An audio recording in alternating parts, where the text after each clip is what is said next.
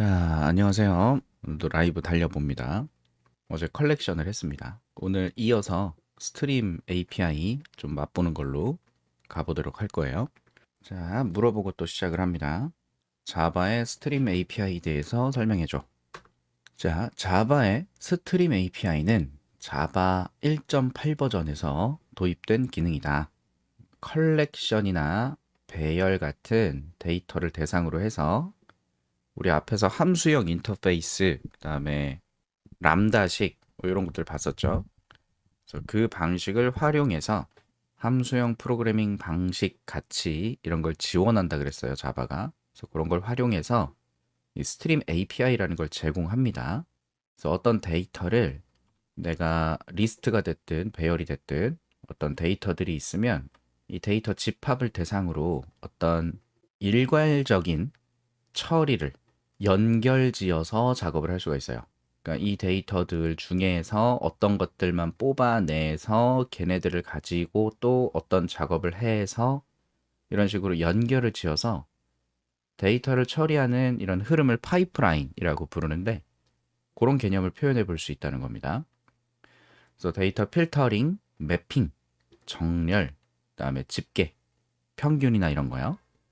이런 연산들을 만약에 스트림 API가 없었을 때는 포문을 활용해서 집합의 내용들을 반복해서 꺼내다가 어떤 작업을 막 해야 되고 끝나면 그 끝난 데이터를 갖고 또 반복해서 뭘 해야 되고 코드가 되게 복잡했었는데 이제 람다식을 활용해서 함수형 프로그래밍 방식을 지원하니까 그걸 응용할 수 있게끔 스트림 API라는 걸 제공하고 있습니다. 자, 주요 특징이래요. 선언적 스타일, 명령형 프로그래밍과 달리.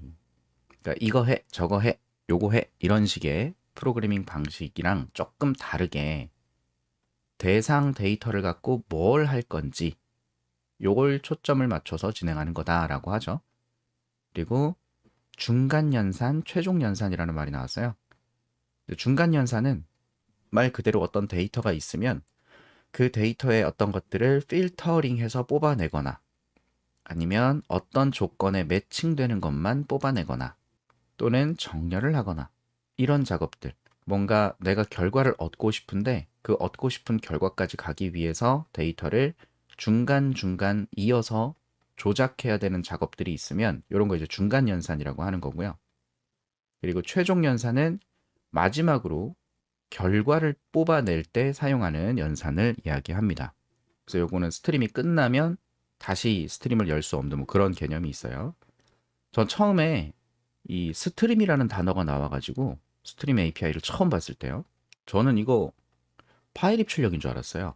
왜냐면 그 파일 입출력이 우리 앞에서 키보드, 모니터, 콘솔로 출력하고 입력하고 하는 그런 개념들을 봤었던 것처럼 내 하드디스크에 파일을 대상으로 데이터를 내보내거나 데이터를 가져오거나 또는 네트워크를 대상으로도 똑같아요.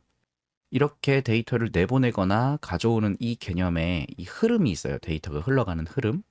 이 흐름을 스트림이라고 하거든요. 근데 스트림 API라고 하길래 파일 입출력에 관련된 건 줄 알았었어요. 근데 알고 보니 파일 입출력이랑은 관계가 없고 그저 이 컬렉션을 대상으로 이런 일괄적인 작업들을 처리하는 데 활용되는 도구더라. 이런 걸 알게 됐죠. 자, 그리고 앞에서 우리 스레드도 한번 봤었는데 병렬 처리를 알아서 해주기도 합니다. 알아서. 예를 들면 내가 리스트에 데이터가 쭉쭉쭉 들어있는데 여기 들어있는 데이터가 만약에 한글로 된 데이터라고 합시다. 그러면 이 데이터를 한글로 되어 있는 걸 영어 단어로 바꿔서 하나씩 또 만들어야 되고 그 다음에 뭐 중국어로 바꿔서 하나씩 만들어야 된다고 해볼게요. 저장된 건 한글인데 그러면 반복적으로 이 단어는 영어로 뭐다. 두 번째 단어도 영어로 뭐다. 세 번째 단어 영어로 뭐다. 이 작업을 해서 영어로 된 목록을 쭉 뽑아내야 될 거예요. 그래서 영어로 바뀐 거 하나 만들어내면 다시 한글 데이터를 가져다가 중국어로는 또 그게 각각 무엇인지 이렇게 만들어내야 될 건데 기본 단일 스레드로 돌아간다고 하면 영어로 변환하는 거 쭉 끝나면 그 다음에 중국어로 쭉 바꾸는 작업을 진행하겠죠.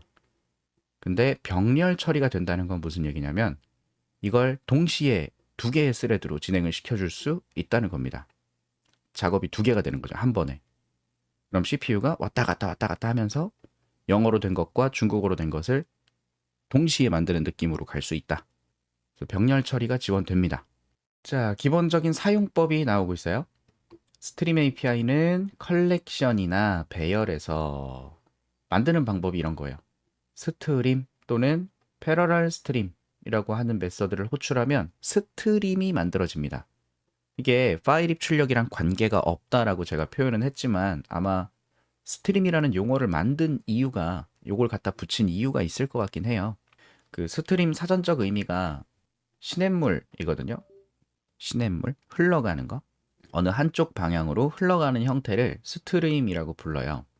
그래서 컬렉션이나 배열을 대상으로 해서 데이터가 여러 개가 있을 때 이 여러 개의 데이터를 쭉 흘러가면서 어떤 작업을 적용하니까 아마 이걸 스트림이라고 표현한 것 같습니다.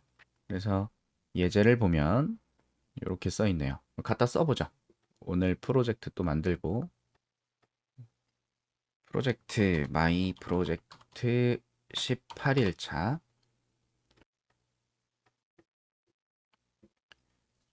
패키지 첫 번째 예제 스트림 API는 생각보다 기능이 많이 제공이 되고 있어서 뭔가 다 외우려고 하지 마시고 스트림 API가 뭐구나 라는 걸 깨달으신 다음에 필요에 따라서 찾아가면서 활용하시는 게 좋다고 생각이 됩니다. 자, 이렇게 첫 번째 예제가 있고요. 자, 보시면 리스트를 만들고 있는데 조금 특이하네요. 근데 제가 처음 리스트를 설명드릴 때는 어레이 리스트, 그다음 제네릭은 자료형을 명시해 주는 거다, 고정하는 거다 이런 얘기를 했었고 만약에 이름을 저장한다 그러면 new array list 이런 식으로 생성을 했었어요. 그죠? 근데 지금 이렇게 나오고 있습니다. arrays라고 하는 배열 util 클래스고요. 점 찍어서 as list라는 메서드를 호출하고 있는데 그 괄호 안에 들어있는 게 문자열들이죠. 몇 개가 됐던지 상관없고요. 그럼 이렇게 여러 개의 문자열을 이용해서 알아서 리스트 형태로 만들어주는 녀석이 요 as list라는 함수예요. 그러면 저는 직접적으로 new array list 이런 식으로 객체를 생성해서 예제를 보여드렸는데 일반적으로 사용할 때는 좀 다형적인 특징을 많이 사용을 합니다. 어떤 코드에서 리스트를 받아서 처리가 되어야 한다면 전달받는 매개 변수에 리스트를 받는다고 써놔요. 그러면 이 리스트에는 어레이 리스트든 링크드 리스트든 뭐가 됐든 상관없이 리스트를 상속받은 녀석이라면 누구든 들어올 수 있어 라는 뜻이거든요. 그래서 리스트를 활용할 때 이 다형적인 개념을 그대로 적용을 해서 쓰는 경우가 굉장히 많습니다. 뭐 JSP를 공부하시든 스프링을 공부하시든 보통 그런 식으로 데이터를 주고받을 때 상위 타입의 자료형으로 상위 타입으로 하위 타입 객체들을 다루게끔 설계를 해서 사용을 해요. 그래서 여기서도 지금 리스트를 만든다. 이런 거 갖고 리스트를 만들 거다. 만들어진 리스트는 리스트로 참조한다. 얘가 어레이 리스트든 링크드 리스트든 뭔 상관이에요. 어차피 리스트는 다 똑같은데. 필요하다면 특정 기능들은 오버라이딩 되어 있을 거고. 그래서 이런 식의 문법들을 보시게 될 겁니다. 그래서 별건 아니다. 만약에 이걸 안 쓰고 예전처럼 제가 처음 설명드렸던 것처럼 이렇게 쓴다면 어레이 리스트에 생성을 하고요. 똑같이 어레이 리스트를 써먹을 수 있어요. 근데 여기다가 names to add 해서 앨리스도 넣고 또 추가로 add해서 밥도 넣고 찰리도 넣고 데이비드도 넣고 이걸 다 하나하나 또 add를 해줘야 그에 맞는 리스트가 되겠죠. 귀찮잖아요. 그래서 요소를 이용해서 바로 리스트를 초기화할 수 있는 도구다. 이렇게 보시면 되겠고 그럼 names에 있는 내용을 어떤 작업을 적용하고 싶은지 예제를 보면 이름이 알파벳 A로 시작하는 사람들을 필터링 하겠다. 걸러내겠다는 얘기죠. 걸러내겠다. 그리고 그 녀석을 대문자로 변환해서 출력하겠다라고 하네요. 작업이 두 가지예요. 그죠? 작업이 두 가지. 그러면 이걸 원래 앞에서 우리가 알고 있던 컬렉션만 가지고 사용한다. 스트림 API를 모른다. 그러면 네임즈의 사이즈만큼 반복해야 될 겁니다. 자, 반복해서 A로 시작하는 녀석이 누군지 찾아야겠죠. A로 시작하는 애.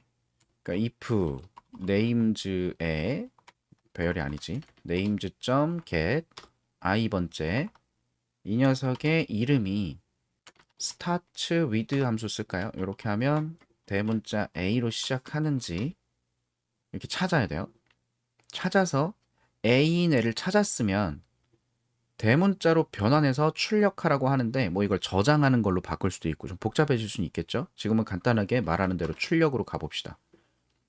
names에 get 그 i번째 애를 점 to uppercase 하면 대문자로 바꿔줍니다. 이런 도구가 있어요. 이런 식으로 해서 반복해서 작업할 수 있도록 써줘야 되고요. A라는 애를 찾아서 그걸 대문자로 출력한다. 이런 식으로 써줬어야 될 거예요. 전 지금 최대한 간단하게 쓴다고 이렇게 썼는데 더 복잡하게 쓸 수도 있었을 거고요. 근데 여기 아래 스트림을 활용하는 예제를 보시면 names에 names가 리스트잖아요. 이제 자바 1.8부터는 저런 컬렉션에 스트림이라는 메서드가 있어요. 보시면 스트림이라는 메서드가 있고요. 또는 병렬 처리하려고 한다면 패러럴 스트림이라는 애가 있습니다. 이제 요걸 호출하면 스트림 API를 사용할 수 있는 형태로 뭐가 만들어질 거예요. 스트림을 반환한다라고 되어 있는데 이제 집합 대상으로 이런저런 작업들을 쭉 이어갈 수 있는 흐름을 만들어주는 녀석이다. 이렇게 보시면 되겠죠. 그래서 스트림을 한번 호출하고요. 그 호출한 후에 그 스트림 객체를 대상으로 이런 작업을 해요. 필터, 맵, 컬렉트 이렇게 되어 있는데 스트림으로 바꾼 후에 그 스트림을 대상으로 해서 필터링 하겠다, 걸러내겠다 라는 함수를 호출하는 거고요. 걸러낼 때 여기다가 뭘 전달하고 있냐면 predicate라는 걸 전달받게 되어 있습니다. 기억하시려는지 모르겠어요. 함수형 인터페이스를 소개해 드린 적이 있었습니다. predicate는 뭔가를 평가하는 그런 함수형 인터페이스였고요. 내부에 테스트라고 하는 메서드가 있었죠. 추상 메서드. 그래서 그걸 구현하면 되는 거였고 지금 여기에 그걸 구현하는 람다식이 들어가 있는데 만약에 이걸 람다식으로 안 쓰고 new predicate 자바 펑션 요 놈이에요. predicate 얘가 타입을 지정해서 내부에 추상 메서드 테스트 하나만 가지고 있는 함수형 인터페이스였습니다. 그래서 필터라는 애가 그걸 받아주는 애기 때문에 제가 여기다가 지금 얘는 스트링을 대상으로 하니까 스트링 타입이다 라고 써놓고 unimplemented method 요걸 이제 재정의해라. 그래서 이렇게 써서 결과를 내보내주면 요게 지금 필터에 결과가 들어간다라고 볼 수 있겠죠. 익명 중첩 클래스를 만드는 형식 굉장히 불편했잖아요. 네, 요거를 함수형 인터페이스를 사용하니까 그리고 람다식을 사용하니까 얘를 줄여줄 수 있다. 다시 원래대로. 자, 그래서 이렇게 해서 함수를 하나 넣어주면 이게 이제 테스트 메서드를 재정의하는 것과 동일하겠죠. name이라고 하는 값 하나를 받아서 그리고 그 name에 시작하는 문자가 대문자 a인 경우에 해당하는 애들만 그럼 이 녀석의 결과가 뭐냐면 스트림으로 나옵니다. 이래서 중간 연산이라고 부르는 거예요. 계속 체인 형식으로 점 찍고 점 찍고 점 찍고 점 찍고 쓸 수가 있는 그런 형태가 된 거죠. 그래서 A로 걸러낸 다음 그럼 이 리스트 중에서 스트림으로 변환해서 이제 작업을 할 수 있는 어떤 흐름이 있다면 이름이 시작 문자가 대문자 A인 걸 찾겠죠. 그럼 대문자 A인 것들을 찾았을 때 요놈이 싹 떠오른 거라고 보시면 돼요. 그러면 이걸 대상으로 맵, 어떤 작업을 일괄적으로 적용시키는 녀석입니다. 그래서 맵도 전달받는 게 뭐냐면 어떤 펑션이라고 하는 걸 전달받습니다. 이것도 함수형 인터페이스였죠. 그래서 뭐에 매칭시켜서 앞에 있던 스트림에 있는 데이터들을 이렇게 저렇게 조작할 건지 그런 걸 써주는 건데, 여기 메서드 참조라고 해서 클래스에 들어있는 메서드 중에 to uppercase를 전달해 준 거예요. 그러면 여기 맵에 요 펑션이라는 애 있잖아요. 이 펑션이라는 인터페이스에는 apply라는 메서드가 추상적으로 있을 텐데, 그 apply 메서드가 이 uppercase라는 메서드로 대체됐다. 이걸로 또 오버라이딩 된 개념이다. 이렇게 보시면 되겠죠. 그리고 얘도 결과적으로 스트림을 반환합니다. 중간 연산이라는 거고요. 그래서 말 그대로 리스트에서 필터를 통해서 A로 시작하는 것만 걸러내고, 아직 완전히 연산이 끝난 게 아니라 걸러내고 요것만 이렇게 쓱 들여다보고, 그 다음에 그렇게 찾아진 애를 대상으로 이 작업을 일괄적으로 적용을 한다. 그럼 요 앨리스가 이렇게 바뀌겠죠. 앨리스라고. 실제 내부 내용이 바뀌는 건 아니고요. 스트림을 대상으로 하는 거라서 이렇게 바뀌진 않습니다만, 이렇게 바뀐 내용을 만들겠다는 거고, 그러면 그 작업까지가 내가 원하는 작업이다 라고 했을 때 마지막 마무리로 최종 연산이라는 걸 하게 되는데, 점 찍고 또 컬렉트는 수집이죠. 그럼 필터에 걸리는 것들을 맵 작업을 해서 수집하겠다가 되는 거예요. 그리고 얘도 컬렉터라고 하는 뭐 하나를 전달받고 있네요. 컬렉터. 그래서 요거는 집합에 들어있는 데이터를 수집하는 방식을 결정하는 거다. 이렇게 보시면 되고, 수집하는 방식은 컬렉터즈에 들어있는 to 어쩌고 하는 애들이 있어요. to list, to concurrent map, to collection, to map, to set 뭐 이런 거 있죠. 데이터들을 어떤 형태로 만들겠다라는 뜻이라서 아무거나 여러분이 원하는 형태로 쓰시면 되겠고, 그것 때문에 결과는 리스트로 반환되게 되겠죠. 그래서 리스트로 반환받고 있어요. 저는 앞에서 반환하지 않고 그냥 직접 출력하는 걸로 바꿨는데, 이것만 따로 반환해서 받아야 된다 그러면 좀 복잡하게 더 작성을 했어야겠죠. 그래서 요걸 실행하면 결과적으로 filtered names에는 앨리스만 들어있는 리스트가 되겠다. 이런 얘기고, 만약에 요걸 조금 더 바꿔서 자, contains라는 걸로 좀 바꿀까요? contains로 바꿔서 뭐가 있을까? 자, 소문자 A라고 해볼게요. 소문자 A는 요 찰리하고 데이빗이 있습니다. A라는 문자가 들어있는 애들을 대상으로 걸러내겠다라고 바꿨어요. 그리고 실행해보면 찰리와 데이빗, 얘네 둘이 나왔죠. 그렇다고 해서 지금 네임즈가 바뀐 건 아니라는 걸 아실 거예요. 네임즈의 스트림을 이용해서 한 거니까. 그래서 지금 제가 처음에 이 스트림 API를 만났을 때 이런 식으로 스트림을 쓰고 그 다음에 뭐 필터니 맵이니 뭐 이런 걸 중간에 계속 연결해서 쓰는 걸 보면서, 야, 이건 또 뭐냐, 여기 막 이렇게 람다식을 갖다 집어넣어 놓고 뭐 처음 보는 메서드 참조라고 하는 이 땡땡 써가지고 어떤 메서드를 지정하는 이런 걸 보면서, 야, 이거 내가 쓰던 방식이랑 너무 다른데, 강의할 때 썼던 방식과 너무 다르네. 아, 진짜 공부할 게 끝이 없구나. 맨날 뭐가 새로 나오는구나. 막 그랬었어요. 지금도 사실 이걸 익숙하게 사용하진 않고 있습니다. 저 같은 경우는. 쓰는 것만 쓰지, 디테일하게 쓸 일이 별로 없어서, 저 같은 경우는 실제 개발할 때는 엄청 많이 씁니다. 그래서 스트림 API를 활용하기 위해서 알아야 되는 기본 베이스를 생각해 보면, 람다식, 그리고 자바에서 지원되고 있는 함수형 인터페이스들 있죠.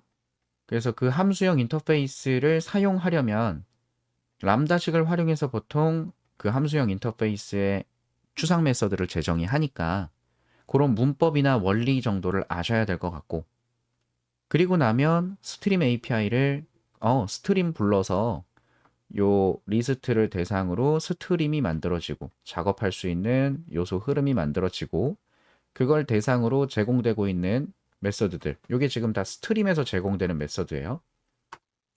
요 지금 스트림으로 바꿨으니까. 그리고 바꿔서 필터를 호출하면 필터의 결과가 또 스트림이니까 스트림을 가지고 또 맵을 호출한 거고 맵을 호출했을 때 결과가 또 스트림이니까 계속 스트림이 이어지는 거죠. 체이닝 방식이라고 합니다. 그래서 별게 없더라고요. 아, 이런 원리였어? 라는 것까지는 이해하기 어렵지 않더라. 그래서 이걸 저도 전달을 해드리고 싶은 거예요. 이걸 잘 활용하세요. 이런 거보다는 처음 보시는 분들이 문법이 불편할 수 있으니까 이 원리가 이렇습니다. 차근차근 보시면서 이해하시고 필요하다면 컬렉션을 다룰 때 사용하시면 돼요. 요거를 이제 전달하고 싶은 거죠. 자, 주요 연산, 뭐 필터링이 뭐고, 맵이 뭐고, 지금 보시면 하나씩 설명이 나오고 있네요. 필터, 조금 전에 봤던 거, 그리고 맵, 두 가지는 필터 같은 경우는 조건에 맞는 요소만 남긴다라고 표현을 했죠. 그 앞에서 5개의 요소가 있었는데 그 요소 중에서 어떤 것과 어떤 것만 내가 어떤 연산에 사용하겠다라고 선택하는 거라고 보시면 돼요. 일괄 작업을 적용할 것들을 선택하는 게 필터다. 그래서 필터에다가 어떤 걸 선택할 건지 테스트할 수 있는 조건, 프리디케이트니까 요걸 줘서 필터링을 하는 거고 그럼 이렇게 선택된 상태의 또 스트림이잖아요. 그 스트림을 대상으로 중간 연산이니까 거기다가 또 각 요소를 변환해주고 있네요. 매핑해주는 거죠, 매핑. 그래서 맵에다가는 펑션, 함수형 인터페이스가 들어가야 되고 그래서 람다식으로 어떻게 변환할 건지 어떤 값을 받아서 그 값을 어떻게 바꿀 건지 그럼 바꾼 값이 알아서 리턴으로 사용될 거니까 그러면 이 값과 이 값이 변경된 모양을 만들어 주겠죠. 그리고 필요하다면 이제 소트 내부 스트림 요소를 정렬시키는 작업도 할 수가 있고 그 다음에 reduce라는 애를 쓰면 합칩니다. 결과를 합쳐주는 모양을 만들 때 이제 reduce라는 녀석을 쓸 수 있다. 역시 람다식으로 어떻게 합칠 건지를 표현하고 있죠. 그리고 collection, collect 요거는 스트림에 들어있는 요소들 이제 앞에서 연산 작업들이 쭉쭉쭉 끝났으면 그걸 리스트를 리스트로 바꾸는 거든 아니면 리스트에 들어있던 것들을 앞에 있던 중간 연산들을 통해서 셋으로 바꾸든 형태를 변환시켜주는 작업을 할 때 컬렉트를 쓴다는 거고 거기다가는 여러분이 원하는 형태로 바꿔주는 메서드를 지정해 주시면 됩니다. 컬렉터스의 toList, 뭐 toMap 이런 식으로 그 다음 많이 쓰이는 게 또 요거죠. for each 폼은 가지고 컬렉션의 내용들을 반복해서 뭔가 집어넣고 싶을 때 이게 진짜 일괄 작업이라고 생각하시면 좋을 것 같은데 for each를 이용해서 각각의 요소에다가 동일한 작업을 팍 적용을 시킬 수가 있습니다. 그래서 for each 이런 애들이 스트림 API의 주요 애들이다. 이렇게 보시면 되겠고 앞에서 잠깐 언급이 됐었던 병렬 처리가 가능하다라고 돼 있어요. 병렬 처리. 내 컴퓨터의 CPU가 코어가 2개 이상이다. 요즘엔 다 코어 2개 이상이죠. 그러면 이 코어라는 게 스레드 하나를 동작시키는 거라 그랬어요. 스레드 하나를. 근데 그 스레드를 처리하다가 다른 스레드로 스위칭 될 수 있으면 멀티 프로세싱이 가능하다. 멀티 스레딩이 가능하다. 이렇게 보는 거고 코어가 2개면 동시에 2개의 스레드를 붙잡고 동작을 시킬 수 있으니까 좀 더 처리가 빠르다라고 말씀을 드렸죠. 그래서 지금 스트림을 대상으로 작업하는 것도 이렇게 병렬 스트림을 이용하면 이런 멀티코어의 장점을 활용해서 일괄 작업을 좀 더 효율적으로 처리를 할 수 있다. 차이는 패러럴 스트림이라는 걸 꺼내서 그 녀석을 갖다가 쓰면 병렬로 처리합니다. 2가지 스트림 형식이 있다 정도 이해하시면 될 것 같고 스트림 API의 장점 간결하다. 그리고 가독성. 가독성이 처음에는 납득이 안 됐었죠. 문법이 뭐야 이거 희한하니까. 근데 알고 나면 편하게 보입니다. 그리고 성능이 최적화되어 있다. 이게 말이 많아요. 뭐 면접을 보러 가시거나 이제 개발하시는 분들끼리 이야기하는 거 들어보면 이 컬렉션의 내용물을 대상으로 해서 이렇게 반복문을 통해서 직접적으로 다루는 이런 방식을 썼을 때 왜 이따구로 쓰냐 이게 뭐라 하시는 분들도 있고, 왜냐면 속도에서 어떤 처리 효율이 떨어진다라고 하기 때문에 이 스트림을 활용해라 적극적으로, 이런 이야기들도 많이 있거든요. 그래서 저는 그런 어떤 성능적인 차이가 실제로 테스트를 해보면 차이가 나긴 합니다. 차이가 나니까 그런 부분에 있어서는 뭐 이런 걸 더 활용하는 게 좋을 것 같긴 한데, 코딩을 연습하는 입장에서는 그냥 둘 다 이것저것 해봐야 되지 않을까. 그러니까 제품을 만들 때는 효율을 좀 따져야겠지만, 연습하는 입장에서는 이것도 하고 저것도 해보고 이런 식으로 좀 경험을 해보는 게 좋지 않을까, 그런 생각을 합니다. 그래서 람다식을 지원하니까 함수형 프로그래밍처럼 작업을 할 수 있게 해준다, 이렇게 볼 수 있고요. 이 함수형 프로그래밍 쪽에서 얘기하는 것 중에 상태를 변경하지 않는 순수 함수들의 연결로 처리가 되도록 하는 게 이제 함수형 방식이거든요. 그래서 상태 변경을 피해라 라고 하고 있어요. 스트림 연산 중에 어떤 상태값을 변경하지 마라. 리스트에 들어있는 데이터를 스트림으로 연산하고 있는데 리스트 데이터가 변경되면 안 된다. 그렇게 되면 어떤 사이드 이펙트 때문에 예측이 불가능한 이상한 결과가 나올 수 있다라는 거죠. 조심해야 되는. 그리고 스트림은 일회성이다. 한 번 사용하고 나면 끝이다. 여기서 한 번 사용이라는 건 뭐냐면 최종 연산이 된 스트림은 더 이상 사용할 수 없습니다. 최종 연산. 그래서 스트림을 내고 있죠. 스트림을 뽑았어요. 이 스트림 갖고 뭐 맵이든 앞에서 필터든 이런 걸 하게 될 텐데, for each를 하고 나면 for each는 이제 최종 연산에 들어가는 녀석이에요. 그래서 전체를 출력하면서 스트림의 내용을 다 소모했다라는 거예요. system.out 클래스에 들어있는 객체에 들어있는 println이라는 메서드를 for each에 전달해 주겠다는 거거든요. 그 함수 사용해라, 이런 뜻이에요. 그래서 요걸 한번 쓰고 나서 또 for each를 동작시키려고 하면 그때는 에러가 난다는 거죠.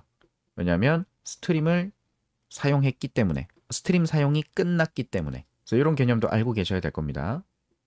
자, 그리고 뭐 예제가 좀 더 하나 더 있네요. 자, 복잡한 데이터 처리라고 해서 복합적인 스트림 연산을 사용한 예제. 그래서 조금 더 공부해 보라고 뭐가 나왔네요. 요거 갖다가 한번 써보죠.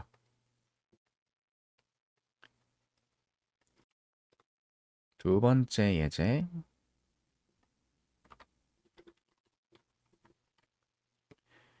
자, 메인 메서드에서 이런저런 작업들을 하고 있고, 여기 펄슨이라는 클래스를 따로 정의해서 예제를 만들었네요. 세터, 게터 생략했고, 그냥 처음 만들어지면서 값이 설정되면 설정된 값을 변경할 수 없게끔 만들어 놓은 것 같습니다. 게터만 있죠? 변경할 수 없어요. 그래서 지금 리스트를 또 생성하고 있는데, 이렇게 한 번에 편하게 만들려고 new person 이렇게 5개를 넣은 다음 리스트로 만들어줘 해서 리스트로 참조하고 있습니다. 이렇게 만드는 작업은 제가 앞서서 컬렉션을 설명하면서 썼던 예시들을 보시면 뭐 이렇게 셋 객체 따로 만들고, 만든 셋 객체에다가 add 함수를 호출하면서 객체를 막 집어넣게끔 이렇게 했었잖아요. 이런 거 불편하니까 편하게 쓰라고 만들어진 거라고 보시면 됩니다. 자, 그래서 리스트가 일단 만들어졌어요. 만들어진 리스트를 대상으로 이제 스트림 API를 적용해 보는 예시가 되는 건데, 뭘 하고 있나 보시면 스트림으로 일단 뽑아내고, 뽑아낸 스트림의 필터를 이용해서 특정 요소만 선택하려고 합니다. 선택하는 조건, 뭘로 선택해요 지금? 펄슨의 get age. 펄슨이 전달될 거고요. 그래서 그 펄슨에 들어있는 age를 꺼내서 25살보다 이상인, 25살 이상인 애들만 필터링 될 거예요. 그럼 누구누구 선택이 되는 거예요? 요놈, 요놈, 요놈, 요놈이 선택이 되겠죠. 그리고 선택된 후에 정렬을 하고 있어요. sorted에는 comparetor, 비교 연산을 위한 녀석이고요. 비교 연산, 컴페어러터. 그래서 이 녀석은 비교하기 위한 조건식을 넣어주는 람다식을 써주면 됩니다. 그래서 인티저 컴페어, 숫자를 비교할 거야. P1과 P2를 비교하는 요 기능을 넣어준다 라고 하는 거고, 그러면 이걸 통해서 애들이 정렬이 됐을 거거든요. 정렬이 되고 나면 펄슨의 get name, 이름을 뽑아내고 있네요. 펄슨의 get name, 이름들만, 이건 지금 뭐 연산을 하는 게 따로 없고 그냥 값만 꺼내는 거죠. 값만 전부 다 꺼내는 작업을 해서 그렇게 된 스트림의 내용물을 리스트로 바꿔달라. 그래서 결과 리스트에 담아달라는 거죠. 결과 리스트를 보면 뭐 이런 식으로 애들이 나왔을 거다. 실행해 보겠습니다. 찰리, 이브, 앨리스, 데이빗. 찰리가 가장 앞에 와 있네요. 그리고 이브가 두 번째, 앨리스가 세 번째, 다비드가 네 번째가 됐어요. 왜요? 앞에서 sorted를 이용해서 P1, P2가 전달되면 그거 갖다가 뒤에 있는 조건에 맞춰서 비교해서 정렬을 해라 라고 써놓은 건데, P1의 get age, P2의 get age 이 순서를 제가 바꿔보겠습니다. 그리고 다시 한번 실행을 해보면 이번엔 어떻게 됐어요? 데이빗이 35, 그 다음 앨리스가 30, 이브가 28, 찰리가 25. 이번엔 역으로 정렬이 됐네요. 앞에 것과 뒤에 것 이렇게 순서대로 전달받은 애들을 비교하게끔 전달을 해주면 오름차순으로 정렬이 되고요. 전달받는 것과 반대의 순서로 컴페어 하도록 바꿔주면 내림차순이 됩니다. 그래서 결과적으로 이런 식의 결과를 얻을 수가 있다. 그래서 복합적인 내용이라고 보면 되겠죠. 자바의 스트림 API는 컬렉션에 들어있는 데이터들을 효율적이다, 선언적인 방식이다, 이렇게 처리해주는 녀석이다라고 보면 되는 거예요. 그러니까 문법을 처음 만나시는 분들이 불편해하지 마시라고. 요것들이 안 불편하려면 뭘 알아야 돼요? 함수형 인터페이스를 알아야 되고, 그 함수형 인터페이스를 사용하는 개념, 익명 중첩 클래스 방식이 있는데 그걸 람다식을 활용해서 쓴다라고 했죠. 그리고 이런 것도 메서드를 지칭하는 거예요. 메서드를 변수에 담는 것처럼 지칭하는 겁니다. 그래서 이런 메서드 참조 문법, 람다식, 그다음 함수형 인터페이스들, 그런 것들에 대한 기본적인 문법 이해만 있으시면 뭐 스트림은 그냥 쓰는 거죠. 컬렉션.스트림 한 후에 필터든 맵이든 소트든 포이치든 이런 작업을 하는 거예요. 지금 GPT가 알려준 예제에서 포이치가 없었는데 포이치 예시 하나 만들어줘. 자, 포이치 메서드는 스트림의 각 요소의 특정 동작을 수행할 때, 그래서 출력 또는 어떤 작업을 수행하기 위해서 사용이 된다. 이거 지금 콘솔 출력이라고 하네요. 보시면 스튜던트의 스트림 대상으로 해서 for each 반복으로 그냥 쫙 돌리겠다는 얘기죠. 그래서 스튜던트를 하나하나 받아가지고 거기를 출력을 시키겠다. 또는 메서드 참조를 사용해도 됩니다. 왜냐면 프린트LN도 메서드 데이터 하나를 받는 거고, 메서드 참조는 아무거나 되지는 않아요. 이게 여기에 매치가 돼야만 되는 거라서 쓰기 불편하시면 보통은 뭐 이런 정해진 것들만 쓰니까 어렵게 생각하실 필요는 없을 것 같고요. 실행 결과 어쩌고 저쩌고 뭐 설명해주고 있네요. 자, 여기 뭐 추가 예제, 객체 리스트에서 특정 필드만 출력한다. 예상해 볼까요? 객체 리스트가 있어요. 객체 리스트에서 특정 필드만 출력하게 하겠다. 그러면 for each를 동작시켜서 person.get 뭐 이렇게 해서 출력하는 거겠죠. 보시면 people의 stream for each, 그러면 모든 요소를 하나하나 순회하는 거고요. 그럼 첫 번째 요소가 들어가면 system out.println 해갖고 person. 그 전달받은 객체 요소, 첫 번째 요소, 두 번째 요소, 세 번째 요소, 걔네들마다 get name 그리고 get age 해서 뭐 출력하겠다 이러고 있고, 또는 여기서 지금 메서드 참조의 예시라고 해서 내가 스태틱 메서드를 하나 따로 정의해 놨네요. 펄슨을 받으면 이렇게 출력하도록. 그래서 펄슨을 전달받아서 출력하는 기능을 만들어 놨는데 이 메서드를 대신 넣어주고 있는 겁니다. 이 클래스 안에 있는 프린트 펄슨. 이거 갖다 써먹어라. 왜냐면 이 짓 할 거니까. 이런 식의 흐름이라고 보시면 되겠네요.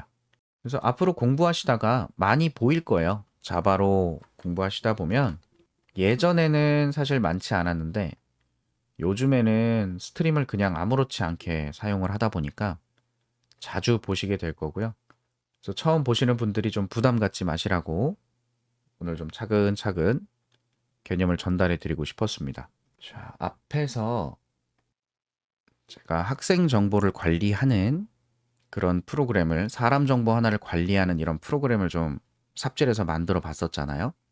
근데 그 만들었던 예제를 보면 어레이 리스트를 저장하는 곳으로 삼고 그 어레이 리스트에다가 펄슨이 전달되면 어떻게 해서 저장하고 그리고 또 출력도 해보고 이런 식으로 코드를 만들 수가 있었어요. 물론 요건 GPT가 수정해준 코드긴 하죠.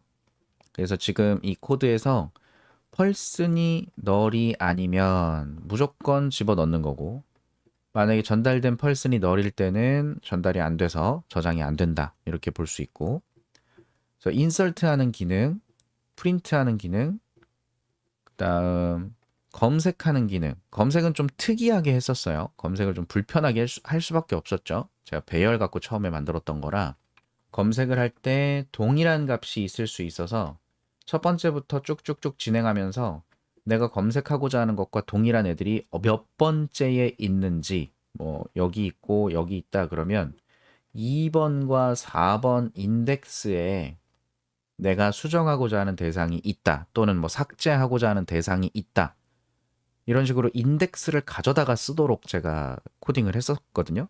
그래서 삽질을 좀 많이 했죠, 불편하게. 근데 리스트를 사용하고 있는 상황에서는 훨씬 더 편하게 좀 만들 수가 있었고 검색 기능도 마찬가지, 수정 기능도 마찬가지, 삭제 기능도 마찬가지 이런 식이었는데 제가 요거를 GPT한테 스트림 API를 적용할 수 있는 부분을 좀 바꿔달라고 한번 요청을 해볼게요. 이 코드에 스트림 API를 적용할 곳이 있나? 어떤 부분에 적용을 할 수 있는지. 자, 당연히 펄슨 매니저 클래스에서 스트림 API를 적용할 수 있는 부분이 있대요. 어디다 적용할 수 있냐? 이제 출력하는 부분. 그 다음 제가 이제 인덱스로 검색한다 그랬죠? 검색하는 부분. 그리고 검색에 대한 처리라고 되어 있네요. 요 세 가지. 자, 그래서 모든 펄슨을 출력하는 코드가 자, 이런 식으로 쓸 수가 있다고 하네요. 제가 쓴 게 펄슨에 있는 걸 하나하나 꺼내다가 프린트 펄슨으로 출력하고 있었는데 요거를 스트림 API로 적용하면 뭐 이렇게 쓸 수 있다. 그죠? 펄슨에 들어있는 걸 스트림으로 바꿔서 for each로 빙글빙글 그래서 요 메서드 지금 내 클래스 또는 인스턴스에 프린트 펄슨이라는 걸로 출력하는 걸 만들어 놨기 때문에 이 메서드를 사용해라 메서드 참조를 또 사용한 거죠. 훨씬 간결하고 가독성이 높아진다. 가독성이 높은가? 그러니까 이 문법을 이해하면 가독성이 높아지고요. 문법을 이해하지 못하면 가독성이 떨어지죠. 그래서 여러분께 가독성을 올려드리는 그런 목적을 갖고 있다고 볼 수 있습니다. 그러니까 물론 이게 더 편할 수 있어요. 지금 단순한 작업이니까. 그래서 이렇게 바꿀 수 있다. 그 다음 이름, 나이를 기반으로 펄슨을 검색하는 서치 펄슨도 기존에 이러고 있었습니다. 자, 어레이 리스트를 하나 새로 만들어서 인덱스가 어떤 건지 그러니까 내가 검색하고자 하는 이름과 나이가 들어있는 그 객체가 몇 번째 인덱스에 있는지 그걸 이제 저장하기 위한 리스트죠. 펄슨에 들어있는 사이즈만큼 펄슨의 개수만큼 반복하면서 각 펄슨 요소를 꺼내다가 비교를 해야 돼요. 전달받은 이름과 나이랑 똑같은지 똑같으면 그 인덱스를 담아주는 거죠. 이런 식으로 썼어요. 왜냐면 얘는 원래 배열 기반으로 만들었었기 때문에 근데 여기다가 스트림 API를 적용하면 이렇게 된대요. 자, 전달받은 이름과 나이로 검색을 해야 되니까 펄슨 객체 생성. 그래서 요거 타겟이라고 이름을 지었죠? 이거 찾을 거다. 자, 인트 스트림이래요. 인트 스트림. 이거 컬렉션에 그냥 스트림을 만드는 게 아니라 인트 스트림이라고 하네요. 인트 스트림은 정수형으로 스트림을 만들어주는 녀석인데, 자, 여기 설명이 나와 있네요.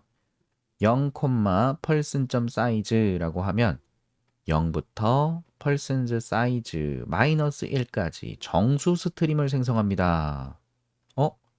결국 이거랑 똑같은 거죠. i는 0부터 person 사이즈보다 작을 때까지, 예를 들어 사이즈가 5라고 한다면 0부터 4까지에 해당하는 인덱스 흐름이 되겠죠. 그거 만들어주는 애가 이제 int stream range입니다. 범위 만드는 거죠, 범위. 파이썬 공부하신 분들, 파이썬에 range라는 함수가 있어요. 걔가 하는 짓이랑 똑같네요. 그래서 이걸로 번호 스트림을 만든 거죠. 그냥 번호, 인덱스 스트림. 그래서 그 인덱스 스트림을 이용해 가지고 i가 0, 1, 2 이런 게 들어갈 건데 persons의 get i 꺼내서 equals target 이런 식으로 썼어요. 앞에 이 조건 쓴 거랑 뭐가 달라요? 똑같은 거지. 그죠? 그리고 그렇게 찾아진 애들을 박시드라고 하네요. 박시드. 얘는 int 스트림을 인티저 스트림으로 변환한대요. 이거 래퍼 클래스 공부할 때 얘는 프리미티브한 타입의 데이터들의 스트림이겠죠. 그래서 요거를 인티저 타입의 스트림으로 바꾼다. 랩 해주는 거예요. 랩 감싸주는 거. 그래서 감싸야 객체 단위로 돌아가니까 그렇게 감싼 다음에 그걸 리스트로 만들면 인티저가 들어있는 컬렉션이 되겠죠. 인티저가 들어있는 컬렉션. 그래서 결과적으로는 동일한 개념이 됐는데 결국은 리스트 반환하는 거니까 동일한 결과인데 포문으로 리스트의 요소를 순회하면서 조건에 맞는 것들을 인덱스를 뽑아내는 거나 스트림 API를 통해서 요거는 그냥 0부터 인덱스 개수 그만큼 돌아가는 거고 그걸 통해서 persons의 get i를 하는 것. 여긴 지금 포문을 제가 직접 안 썼잖아요. 내부적으로 지들이 알아서 하겠죠. 그래서 이 코드가 더 편해 보이신다면 좋을 것 같지만 사실 처음 봤을 때는 이렇게 직관적으로 하나하나 짠 게 더 편하게 보여요. 저도 그랬고. 그래서 지금은 저는 이제 강의하는 입장이니까 이렇게도 하고 이런 것도 있어요 라고 얘기를 하는 것 뿐이지만 실제 이걸 사용하실 여러분들은 다 써보시고 이런저런 상황에 적용해 보시고 그래야 연습이 되겠죠. 그래서 어쨌든 좀 더 가독성이 좋아졌다. 이 부분에서 뭐가 가독성이 좋아졌냐면 무슨 일을 하고 있는지가 명확해요. 이런 포문 같은 경우는 반복을 몇 번 하는지 봐야 되고 그 다음에 값을 꺼내서 이 조건식을 봐야 되고 조건식에 따라서 뭘 하고 있는지 봐야 되고 한 줄 한 줄을 다 봐야 이 흐름이 납득이 됩니다. 뭘 하는 건지. 근데 얘는 그냥 선언돼 있죠. 야, 인트 스트림이 있는데 get i로 요거랑 비교할 거야. 박싱해서 컬렉션 만들어. 그냥 한 줄 한 줄 똑같이 읽어야 되긴 하지만 좀 더 선언적으로 명시되어 있는 스타일이잖아요. 그래서 이게 좀 더 보기 편하다? 이렇게 볼 수 있습니다. 그래서 간결해진다. 처리 의도가 명확하다. 그래서 이게 납득이 되실 때까지 스트림을 좀 찾아서 공부하시면 좋을 것 같아요. 지금 제가 GPT를 사용하는 이유가 그런 거죠. 궁금하면 계속 물어보시면 돼요. 계속 물어보면서 이건 뭐야? 그럼 이건 어떻게 되는 거야? 계속 물어보면서 테스트 해보시라고. 그리고 업데이트에도 이야기를 하고 있네요. 업데이트도 리스트 인덱스를 순회하면서 해당 인덱스의 펄슨을 업데이트하게 만들어 놨어요.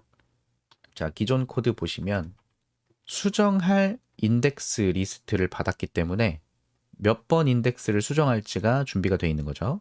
예를 들어 아까처럼 2번, 4번 인덱스를 수정하려고 했다면 이 리스트 안에는 2번과 4번이 들어있다는 거고 그럼 이 인덱스는 2번 또는 4번 이 두 가지로 시작을 하겠죠. 그래서 2번일 때 조건 확인해서 맞으면 get 해서 꺼내가지고 그 녀석을 대상으로 바로 수정하도록 하고 있었죠. 이런 작업을 스트림을 사용하면 이렇게 돌아가고 있다. GPT 설명이 신뢰성이 괜찮냐? 그래서 테스트하고 있죠. 사람들이 뭐 신뢰성이 떨어진다. 뭐 이거 만들라고 했더니 뭐 이상한 거 만들어 주더라. 그럼 구글링은 신뢰성이 좋습니까?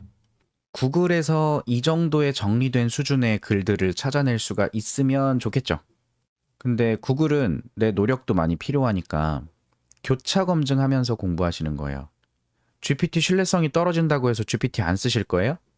써야 돼요. 그러니까 GPT를 써라가 아니라 이런 생성형 AI 기술들을 공부하시는데 또는 나중에 업무하시는데 10분 사용하셔야 돼요.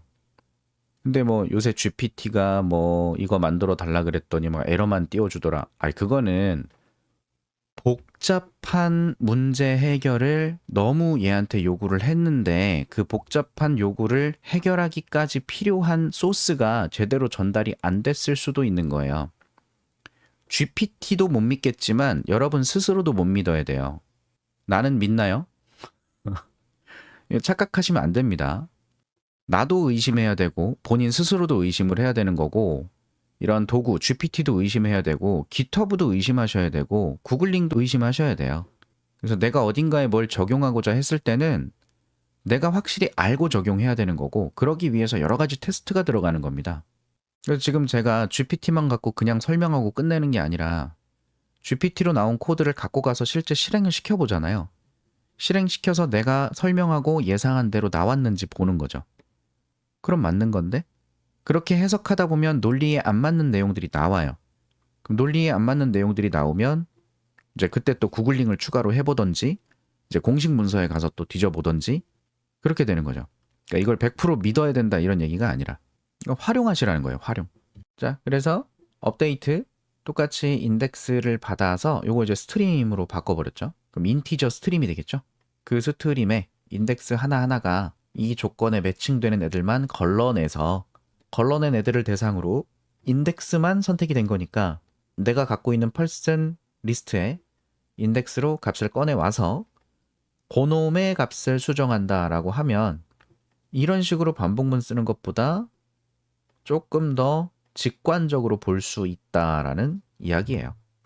자, 그래서 스트림 연산은 사이드 이펙트. 원래 스트림은 사이드 이펙트 없이, 즉 상태값 변경 없이 뭔가를 처리하는 게 맞아요. 지금 여기서 보시면 스트림을 통해서 데이터에 들어있는 것들을 그냥 가져다가 다른 곳에 써먹어야 되는데 가져온 것을 원본을 수정하고 있다는 얘기예요. 원본 데이터를 바꾸고 있죠. 이런 건 좋은 방법은 아니다라고 이야기를 하고 있는 겁니다. for each 내에서 객체 내용을 수정하고 있다. 그래서 이런 건 좋은 방법이 아닐 수 있다. 그러니까 좋은 방법이 아니라고 해서 쓰면 안 돼요. 이런 게 아니라 좋은 방법이 아닌 걸 알고 있다면 그걸로 인해서 나중에 어떤 문제가 발생할 수 있다는 걸 인지하고 있어도 괜찮은 겁니다. 근데 그런 문제가 발생하더라도 실제 프로그램 동작에 문제가 없으면 그냥 둬도 되는 거고요. 그래서 이런 경우에는 기존에 썼던 for loop가 좀 더 명확할 수 있다. 아니면 애초에 저장하고 수정되는 설계 자체를 바꿔야 될 수도 있다. 이런 얘기죠. 그리고 삭제하는 부분도 그렇게 바꾼다고 하네요. 주어진 인덱스를 역순으로 정렬해서 해당 인덱스로 각각의 객체를 삭제하는 경우 스트림 API를 적용했지만 스트림의 이점이 크지 않을 수도 있다. 그러니까 스트림 API를 무조건 쓰세요. 이것도 아니라는 겁니다. 상황에 따라 다르다는 거예요. 자, 기존에 보면 인덱스 똑같이 삭제하고자 하는 애들이 여러 개가 있을 수 있어서 리스트로 제가 만들었던 거고 그 리스트의 내용을 소트, 정렬을 하고 있고요. 그래서 정렬을 해서 인덱스가 바뀌는 그런 상황을 준비해주는 작업이에요. 이게 제가 배열 갖고 삽질하면서 만들 때 그런 일이 있었어요. 삭제할 때. 참조 변수가 객체에 참조하고 있고 펄슨 하나, 둘, 셋, 넷 이렇게 참조하고 있었을 텐데 예를 들어서 삭제를 하나만 한다 그러면 뭐 나 이거 삭제할 거야 라고 했을 때 그럼 요 참조 변수가 이제 얘를 보게 하고 얘가 얘를 보게 하고 얘가 얘를 보게 해서 마지막 칸을 하나 비우는 방식으로 인덱스를 앞쪽으로 당기는 방식으로 제가 만들었거든요. 그랬더니 어떤 문제가 생겼냐면 지우려고 하는 인덱스가 0번하고 4번이에요. 예를 들어. 그럼 0번을 지워요. 0번을 지우게 되면 얘네들이 앞으로 쭉쭉쭉 당겨지겠죠? 당겨져서 4개까지의 인덱스에는 의미 있는 객체를 쳐다볼 텐데 마지막 건 널이거든요. 근데 얘가 4번이죠. 4번을 다시 지워야 돼요. 이러니까 안 지워지는 거야. 또는 4번이 아니라고 해도 상관없어요. 만약에 0번과 2번을 지워야 된다. 그럼 0번부터 지워버리니까 뒤에 걸 앞으로 당겨놓고 나면 여기는 널인데 2번을 지우려고 하면 2번이 어디로 와 있겠어요? 01, 2번이었던 애가 1번으로 와 있겠죠. 그래서 엉뚱한 애가 지워지는 상황이 생긴 거예요. 그래서 이것 때문에 제가 골치 아팠는데 이제 저는 이걸 다른 방법으로 썼었지만 이제 그 예제를 갖다가 야 컬렉션을 적용해줘라고 했더니 바꿔준 게 이겁니다. 그랬더니 얘는 인덱스를 역정렬을 해서 뒤에 거부터 삭제하면 되지 않냐? 그죠? 그러니까 0번, 4번을 지울 건데 4번부터 지우면 문제 없잖아요. 더 큰 인덱스 마지막 거부터 지우면 4번부터 지우면 4번 지우고 할 거 없으니까 널이겠지? 0번 지우면 뒤에 거 하나씩 땡겨가지고 그냥 다시 마지막 거 널 해놓으면 문제 없죠. 저는 이 생각을 못했어요. 근데 GPT는 이걸 썼죠. 그러니까 저는 코딩을 못하는 사람이에요. 어쨌든 이런 작업을 하고 찾아서 그 인덱스에 해당하는 애들을 리무브 하도록 만들어 놨었습니다. 삭제가 됐는지 안 됐는지 상태를 체크해주는 결과를 반환하게 했었고 이거를 스트림을 적용하면 이렇게 된다. 좀 더 복잡해진 느낌이 들긴 하네요. 삭제할 스트림을 이렇게 소팅하고 리버스 오더라는 걸 이용하면 역정렬입니다. 그리고 리스트로 만들어서 이제 삭제할 내용이 됐죠. 이거보다 이게 훨씬 역정렬이 깔끔하죠. 그래서 이런 경우에는 이걸 쓰는 게 별로 안 좋을 수도 있는 거잖아요. 꼭 스트림을 쓸 필요가 없지. 그래서 sorted indexes 정렬된 인덱스를 이용해서 스트림 이것도 삭제하고 있죠. 삭제해서 삭제가 되면 true 아니면 false 이런 걸 반환하게 하고 있어요. 그래서 그렇게 반환되는 애들에 대해서 reduce는 결과를 합치는 거라 그랬죠. 맵을 통해서 뭐 요소들 하나하나마다 리무브가 진행이 될 건데 모든 애들이 진행되는 게 아니라 지워진 애만 true가 되겠죠. 지워진 애들만. 그래서 true의 개수가 몇 개인지 판단해서 합을 만들어내고 있네요. 논리합. 그래서 여기 결과다 이렇게 표현해주고 있고 그래서 지금은 마찬가지로 맵 안에서 리무브로 사이드 이펙트가 발생된다. 그러니까 실제 객체의 상태가 변경이 된다. 여기서 스트림을 사용하는 목적과 좀 어긋날 수 있다. 그러니까 원래 변경을 하면 안 돼요. 그냥 꺼내다가 뭔가를 써서 내가 원하는 결과를 새롭게 만들어내는 거지 스트림 API가 원본 데이터를 수정하는 형식으로 사용하는 게 아니라는 거죠. 그래서 스트림을 썼더니 반복문을 썼던 것보다 더 복잡해지는 상황도 생길 수 있다. 그러니까 문제를 해결함에 있어서 여러 가지 도구가 있을 텐데 어떤 도구를 사용할 건지는 정답이 있는 게 아닌 겁니다. 그래서 간결함을 위해 뭐 일부 로직은 스트림 또는 기존 포루프를 유지한다. 이런 얘기도 하고 있네요. 야, 간결할 거면 이것도 처음 걸로 바꾸는 게 낫지 않니? 그러니까 이런 것들. 얘는 이렇게 쓰라고 했는데 저는 이거보다는 정말 깔끔한 거면 원래 있었던 정렬하는 방식은 이걸 쓰고 그 다음 인덱스 확인하는 거 여기서 하고 그 다음에 정렬된 이 인덱스를 이용해서 리무브를 반복적으로 수행하고 그러니까 세 줄이면 될 것 같네요. 그래서 기타 개선 프린트 펄슨의 인덱스를 전달받은 메서드를 옵셔널이라는 걸 쓸 수 있다고 합니다. 옵셔널. 옵셔널 얘기는 여기서 하면 조금 불편하겠구나. 옵셔널은 조건 같은 거 넣어주는 거라고 보시면 되는데 요거는 나중에 옵셔널을 쓰는 부분이 나올 거예요. 그러니까 지금 말고 그때 한번 다시 보시는 게 좋을 것 같습니다. 그래서 전체적으로 적용한 예제 코드가 있는데 요거를 example 3번으로 해서 펄슨 매니저 example 03 여기 펄슨이 겹치네요. 요 펄슨은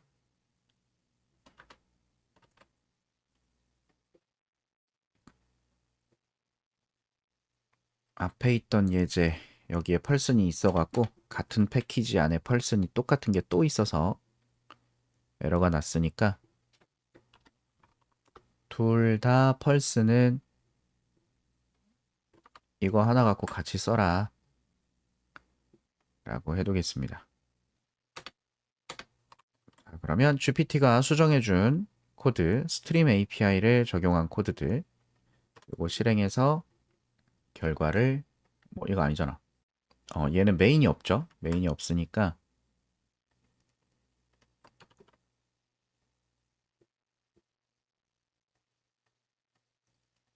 어제 썼던 메인을 가져다가 자, 펄슨 매니저라고 되어 있는데 이거 지금 example 03으로 바꿨죠.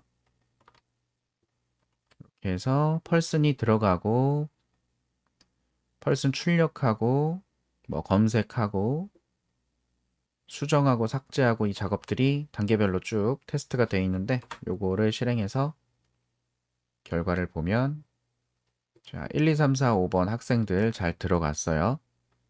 이름과 나이가 동일하지만 객체가 다르니까 들어갔죠. 그래서 인설트 다 돼서 출력이 되는 것까지 볼 수 있고요. 이때 프린트 펄스는 이렇게 되어 있네요. 펄슨 스트림을 이용해서 프린트 펄슨을 사용하는 걸로. 프린트 펄슨은 이렇게 생겼고요. 펄슨을 받아서 프린트 F로 출력하는 기능이죠. 이 메서드를 사용해라. 이게 메서드 참조였어요. 그래서 출력이 잘 됐고 그 다음 검색 기능 서치 펄슨에다가 이름이랑 나이를 전달하고 있죠. 서치 펄슨. 그래서 얘가 찾아준 결과는 검색된 인덱스예요. 지금 홍길동의 25는 두 군데 있죠. 0번째, 4번째. 그래서 그걸 찾아오는 거고요. 그래서 이름, 나이, 펄슨을 생성한 다음 인트 스트림으로 번호 순서대로 만들어서 그 i번째 객체의 값이 찾으려는 것과 동일한지 이퀄즈로 확인하고 그렇게 같은 애들만 인덱스를 인티저로 박싱해서 인티저 리스트로 만들어라. 그럼 인티저 리스트로 만들었으니까 반환하는 게 인티저 리스트가 되겠죠.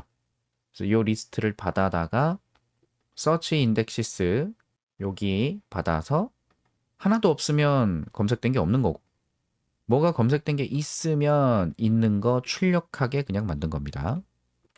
그리고 검색된 애들이 몇 명인지 매니저의 체크 뭐 이런 거 갖다가 서치 인덱스 결과값 보고 있네요. 그래서 검색된 학생 수 2 뭐 이렇게 나왔고 체크는 뭐 할 게 없습니다.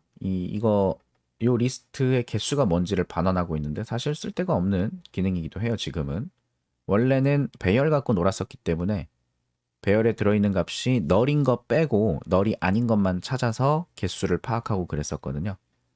지금은 쓸데없는 기능이 된 것 같다. 컬렉션을 쓰면서부터 그렇게 된 거죠. 그리고 업데이트 수정할 때도 홍길순으로 수정할 거예요. 그래서 누구를 수정할 거냐면 검색됐던 그 인덱스에 해당하는 애들을 얘로 바꾸겠다. 그러니까 프린트 했을 때 홍길동 25, 홍길동 25이 홍길순 26으로 둘 다 바뀐 걸 확인할 수가 있죠. 그리고 삭제도 마찬가지. 인덱스를 이용해서 삭제를 하고 있어서 홍길순 둘이 전부 삭제가 됐죠. 그러니까 제가 단계별로 제가 삽질했던 흐름을 좀 보여드릴게요.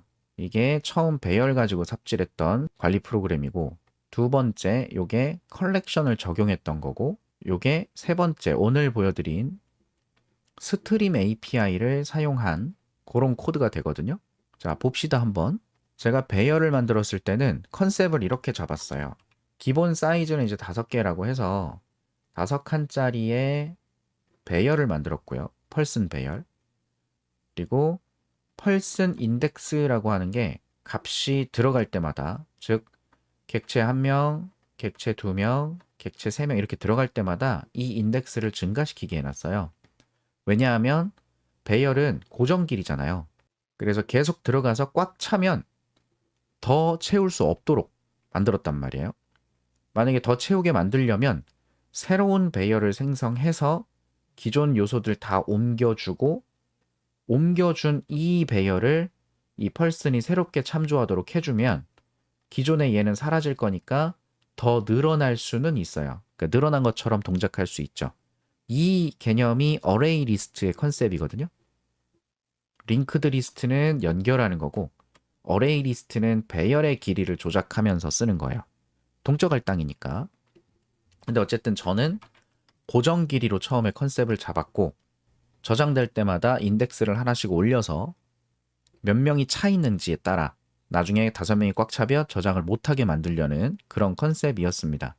그래서 값을 저장하는 건 별거 아니지만 이제 검색할 때 보시면 되게 코드를 못 짰어요. 자, 펄슨의 길이만큼 5칸짜리 인덱스겠죠? 펄슨의 길이만큼 5칸짜리 인덱스 배열을 만들어 놨고, 그래서 find index의 길이만큼 반복하면서 마이너스 1을 다 넣어 놓고 있습니다. 마이너스 1을 넣어 놨던 이유는 그냥 못 찾은 거, 값이 없는 것들은 마이너스 1로 돼 있게 하려고, 기준 잡으려고 한 거예요. 왜냐면 배열의 인덱스를 나타낼 건데 0이라고 해놓으면 첫 번째 값을 지칭하게 되죠. 그래서 마이너스 1로 아무것도 지칭하지 않는 형태를 만든 거고, 펄슨의 길이만큼 펄슨의 i번째 녀석이 널이 아니라면, 이제 펄슨 배열이 있잖아요. 펄슨 배열 참조 변수가 있으면 얘가 쳐다보는 객체가 있으면 널이 아니겠지. 이런 개념으로 널이 아닐 때까지 야 널이야 널이 아니야 널이야 널이야 널이야 이런 식으로 가는 거죠. 가면서 널이 아니면 내가 지금 찾으려고 하는 이 정보를 가진 객체랑 비교하게끔 한 거예요. 비교해서 똑같은 값이 있으면 find index 요거 가지고 이제 저장하겠죠. 0번째 인덱스에다가 야 2번이 네가 찾으려는 거랑 똑같아 이런 걸 저장하는 거고, 그 다음 인덱스 하나 증가시키고, 그럼 다음 위치에 저장할지 말지 결정하겠죠. 그래서 지금 첫 번째 것과 뭐 마지막 게 홍길동 25살이었다. 그럼 첫 번째 들어가는 게 0번, 두 번째 들어가는 게 4번 이렇게 돼서 나머지 뒤에 거는 마이너스 1이지만 앞에 두 개는 0번과 4번이 들어있는 요런 인덱스를 만들어 주게끔 했던 거예요. 아우 굉장히 불편하죠. 그래서 이 서치를 기반으로 해서 요 체크도 보세요. 검색한 인덱스의 개수가 몇 개인지 판단하고 있어요. 카운트에서. 이런 거. 업데이트할 때 검색된 인덱스를 기반으로 해서 그 인덱스에 매칭되는 애들, 마이너스 1이 아닌 애들만 그 인덱스 번호로 접근해서 수정하고 있었고, 삭제도 마찬가지. 굉장히 복잡했죠. 근데 배열을 이용한 게 아니라 여기서 컬렉션으로만 그냥 바꾸기만 했는데, 어레이 리스트를 이용하면 이제 용량이 뭐 내가 제한을 걸 필요가 없으니까 집어넣을 때 몇 번째 거, 몇 번째 거 뭐 이런 거 필요도 없고요. 몇 번째 넣겠다 이런 개념도 필요 없어졌죠. 펄슨 인덱스 같은 거 필요 없어요. 그냥 넣으면 돼. 그냥 넣으면 되지 뭐. 추가. 전달받은 객체가 제대로 있기만 하면 그냥 추가. 그 다음에 검색하는 것도 어레이 리스트에다가 그냥 만들면 되니까 여기다 마이너스 1을 넣니 뭐니 이것도 필요가 없죠. 필요한 만큼의 인덱스가 들어갈 거니까. 지금은 만약에 0번, 4번을 검색해서 찾아졌다고 했을 때 이 리스트는 요소가 2개짜리인 거예요. 2개짜리에 그냥 0번, 4번 들어있는 거지. 그러니까 마이너스 1인지 이런 거 판단할 필요가 없죠. 그냥 길이만큼, 2개만큼 반복해서 뭔 짓을 해라. 그럼 되니까. 그러니까 이런 컬렉션 클래스들이 굉장히 유용하다. 이렇게 느끼실 수 있지 않을까요? 그래서 그 인덱스를 기반으로 해서 이제 그냥 다른 거 신경 안 쓰고 그냥 인덱스 가지고 그거 있는 것만큼만 반복하면 끝이고, 삭제할 때도 마찬가지. 있는 것만큼만 돌아가면서 삭제하면 끝나는 거고 얼마나 편해져요. 컬렉션을 쓰니까. 근데 이렇게만 쓰는 게 아니라 이제 컬렉션을 좀 더 쉽게 활용하라고 함수형 인터페이스를 기반으로 해서 람다식, 메서드 참조 이런 문법들을 제공하면서 스트림이라는 도구를 제공해주고 있구나. 요래 보시면 개념 정리에 도움이 되겠죠? 그래서 뭐 나중에 또 얘기가 나오겠지만 말이 나온 김에 여기다 옵셔널까지 한번 설명을 들어봅시다. 옵셔널이 뭐야? 얘도 자바 8 버전에서 추가된 기능이고요. 자, 조건식 같은 걸 만드는 거라고 했는데 값이 있을 수도 있고 없을 수도 있는 그런 상황을 명시적으로 표현하는 데 쓴다. 목적은 널 처리입니다. 널. 여러분이 코딩하시다가 많이 만나는 널 포인터 익셉션. 아, 널 어떡하지? 이런 거 있잖아요. 그 널 포인터 익셉션을 조금 명시적으로 관리할 수 있게 해주는 그런 개념이 이제 옵셔널이라고 생각하시면 돼요. 옵션은 원래 그거잖아요. 옵션. 있으면 좋고 없으면 없는 거고 이런 거죠. 그래서 옵셔널은 값의 존재 여부를 표현하는 거다. 명시해서. 그래서 옵셔널을 썼다는 얘기는 이 결과물이 값이 없을 수 있어 라는 걸 명시하는 역할이에요. 원래 보통은 널을 이용해서 결과는 널이다. 그럼 나중에 널 포인터 익셉션, 참조되지 않는 객체에 참조를 했을 경우 예외가 발생하면서 프로그램이 종료되죠. 이제 그런 것들을 줄이기 위한 방식인 거고, 결국 얘도 함수형 프로그래밍 방식으로 활용할 수 있게끔 제공되는 녀석이다라는 거예요. 그래서 옵셔널은 생성 방법들이 좀 복잡해 보입니다. 옵셔널 오브 t밸류. t밸류는 정해진 타입이 아니란 얘기죠. 타입이에요, 타입. 값이 반드시 존재할 때 여기 보시면 옵셔널 점 오브 어떤 값이라고 해놨죠. 어떤 값. 그래서 여기 들어가는 값이 널이면, 여기 들어간 값이 널이면 널 포인트 익셉션이 발생한다. 그런 애예요. 그리고 오브 널러블, 값이 있을 수도 있고 없을 수도 있다. 이런 경우에 옵셔널 empty를 반환하게 되어 있어요. 여기 보시면 오브 널러블에다가 어떤 값을 넣었죠. 어떤 값을 넣었으면 값이 있잖아요. 값이 있으면 값이 있는 옵셔널이 되는 거고, 널이 들어가면 여기에는 옵셔널 empty가 들어있는 거다라고 보시면 됩니다. 그러니까 널 값을 제어하고 있는 거예요. 널을 널이라 부르지 않고 옵셔널이라 부르는 거죠. 그래서 옵셔널 empty는 비어있는 옵셔널을 생성한다. 여기서 반환하는 게 옵셔널 empty였죠. 그래서 주요 메서드는 is present, 확인. 테스트 메서드 같은 느낌이에요. JUnit 공부해 보신 분들은 테스트 메서드 같은 거 있죠. 그런 비슷한 느낌이다. 그래서 여긴 지금 헬로라고 들어와 있지만 여기 들어오는 값은 여러분이 원하는 어떤 값이 되는 거고요. 그 값에 따라서 옵셔널의 결과가 들어와 있을 거란 얘기예요. 그래서 그 옵셔널의 값이 있으면 true, 없으면 false 이걸 확인할 수 있게끔 해주는 메서드인 거죠. 원래대로면 이런 작업 자체를 안 쓰겠지. 그냥 널이 아니면 널이면 이런 식으로 쓰던 건데 그걸 옵셔널이라고 하는 걸로 감싸줬다라고 생각해도 될 것 같아요. 그래서 옵셔널 if present, 얘는 값이 있을 때 뭔 작업을 하고자 할 때 활용합니다. 그래서 얘도 보면 if present, 여기 value, 옵셔널은 여기서 나온 옵셔널이죠. 어떤 값이 있어요. 있으면 있으니까 그 값으로 뭔 짓을 해라. 람다식으로 작업할 내용을 넣어준 거죠. 그래서 특정 작업을 수행할 수 있는 메서드 if present. 그 다음 옵셔널에 뭐가 들었는지, 옵셔널에 뭐가 들었는지 그걸 확인할 때 사용하는 게 get입니다.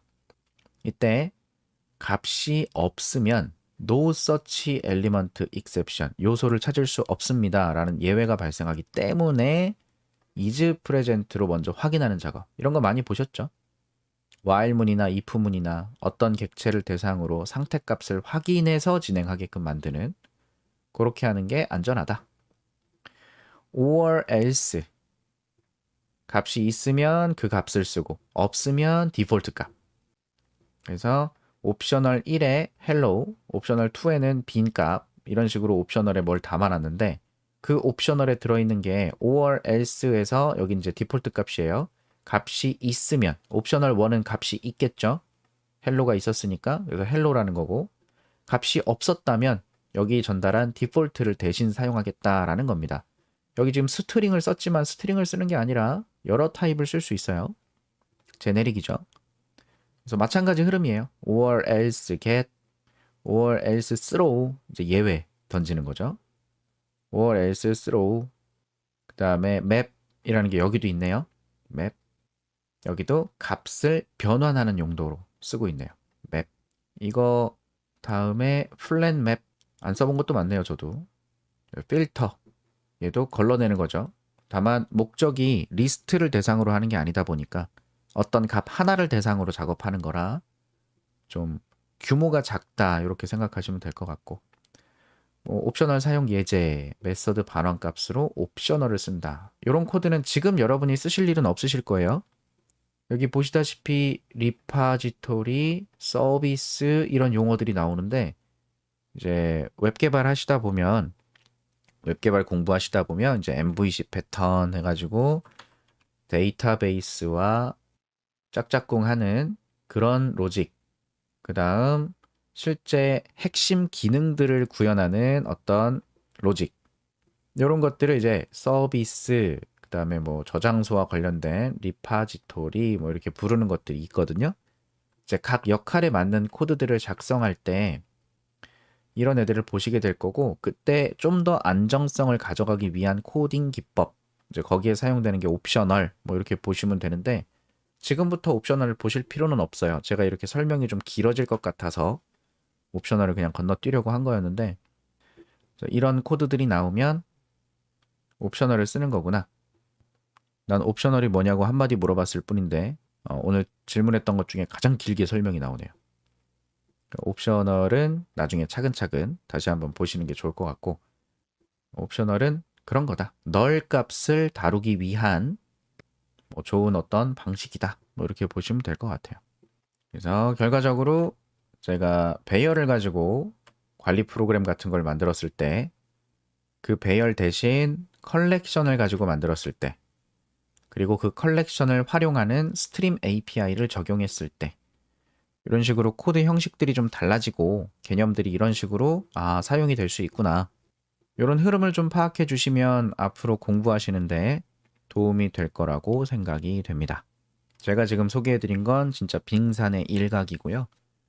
저도 필요한 거 계속 찾아가면서 공부해서 써먹고 있고 그렇기 때문에 여러분도 뭔가 많이 이것저것 만들어 보시면서 연습을 하시길 바랍니다. 그래서 오늘 떠들 내용은 컬렉션과 스트림 API까지 큰 흐름을 마무리하도록 하겠습니다. 자, 오늘의 강의 끝.